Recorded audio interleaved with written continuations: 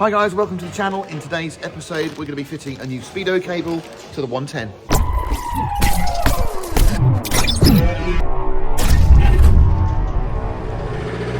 But it's not working. Now, as with everything on Land Rover, you can either go for genuine or you can go for a pattern part, and there's a big difference in price. So this item here is a pattern part and it is about 15 quid. If you go for a genuine Land Rover part, get this, it's about £200. So there is a massive difference. So I'm willing to give this a go because I think if it's functional and it does the job, 15 quid, I'm more than happy. It connects just behind the handbrake drum in the differential, and there's two ways you can get to it. You can either remove your center seat or your center cubby box panel and you can get access to it from there. So if that's easy for you and you don't want to be crawling around underneath your Land Rover, that's an easy thing to do. I'm going to do it from underneath because there's plenty of room, the vehicle's dry, I'm inside, and just for ease of filming and stuff, I think that's quite a good option. Now, I've already been down there. It all does look, as I say, quite well lubricated. It's absolutely filthy, so obviously you're going to have to wear some gloves. And then we're going to get stuck in and I'll show you exactly how to do this. Now, before I climb under the Land Rover and do the speedo cable, let me just tell you there's another discount code this weekend only. In fact, it starts today and goes on until Sunday at midnight. It's 10% off. All you have to do is enter the code SAVE10 at checkout, and that'll get you 10% off anything across the whole website at lrparts.net. So it's SAVE10 at checkout, 10% off until this Sunday at midnight, and go and do some shopping for your Land Rover. We've got a little panel here. These are the grommets where the speedo cable will pass through. These are actually quite brittle. They're very dried out, but luckily we do get a new one on the cable itself. And here's the cable, and it runs all the way down. You can just see here, running down over the gearbox. So we've got the drum here, the parking brake drum, and we've got the prop going to the back, and we've got the front prop here going forwards.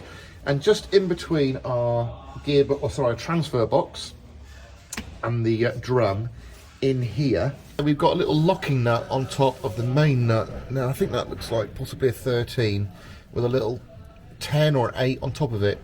You're lucky enough to have a 10mm ratchet spanner. That is going to be the best because you haven't got a lot of room to undo it, so you can be working quite a bit. One, I'll try and keep that somewhere safe next to the camera, and this bigger one. Oh, right, okay, so somebody...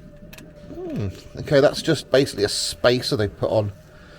That actually wasn't even wasn't even threaded on. And we've got a little circlip.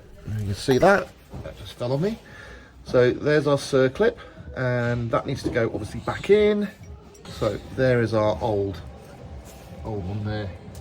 Let me just show you the hole. So that's what we're going into. So yeah, let me just pop it in there and see if we can get it locked in. Pass your cable over your gearbox. Through. There we go. It's very small, but it actually has got a square shape to this cable.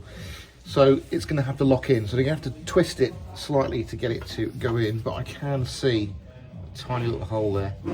A little edge on there, and that locates over, and there's a little recess for it in the housing. So we're in, we just need to tighten it up.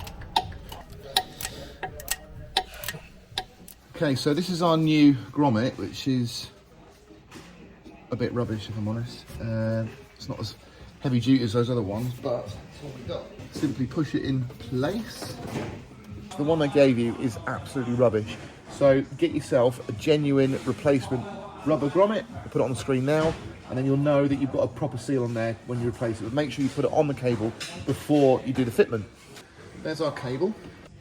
And what I wanted to show you is you can just see in there our barb, if you like. What you need to get is a pair of needle pliers. Grab the end and pull it. Look how much more that's come through. And it is just a push clip fit. So make sure there's no dirt stuck in there. Put them in. Now, more than likely, you're going to have a different setup to this. You're going to have a genuine Land Rover dash, but the principle's exactly the same. All you have to do, take your binnacle off, and then you'll just expose the back of that dial, and it's literally just a push fit. So we should now have done everything. We should have everything connected up. It's obviously connected down the bottom, connected at the top. All we've got to do now is take it for a test drive and see if it works.